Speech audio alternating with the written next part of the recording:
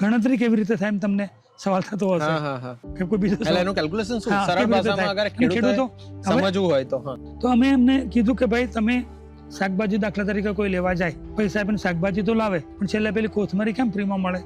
હા, એવું કામ છે. અમે સમજાયું કે તમે ખેતી તો કરવાના છો, તમને વન વિભાગની સહાય પણ મળશે જે મળે છે અમારી ફોરેસ્ટ ડિપાર્ટમેન્ટની.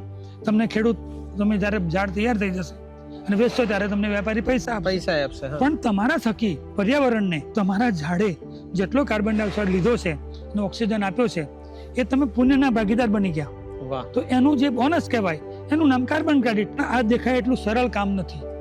એનું એકદમ માઇક્રો પ્લાનિંગ કરવું પડે. દાખલા તરીકે 50 મણ લોખંડનો તાવડો હોય 1 ટનનો, ગરમ લાલ ચોળ થયેલો હોય અને 2 માટલા પાણી ઠંડો થાય ના થાય, પાણી તો ઉડી જાય. એમ આમાં મોટી ક્વોન્ટિટી જોઈએ. કાર્બન ક્રેડિટ માટે ઓછામાં ઓછા 1 કરોડ ઝાડ હોય ને ત્યારે વોલ્યુમ ક્રિએટ થાય. એટલે હજારો ખેડૂતોને સામેલ કરવા પડે. અને અમારી પાસે હતું. ગુજરાતના 3 લાખથી વધુ ખેડૂતો અમારી સાથે જોડાયેલા છે. અને અમે કઈ એવું કરે બી છે. અમને ઘણા બધા એવોર્ડ મળ્યા ને એ પ્રામાણિકતાને મળ્યા. દાખલા તરીકે 2014માં મોદી સાહેબ પીએમ બન્યા ત્યારે અમને સરગવાનો પ્રોજેક્ટ આપેલો. 37 લાખનું બજેટ હતું લગભગ. અમે એને 6 લાખમાં કરી દીધું. 31 લાખ સરકારના બચી ગયા.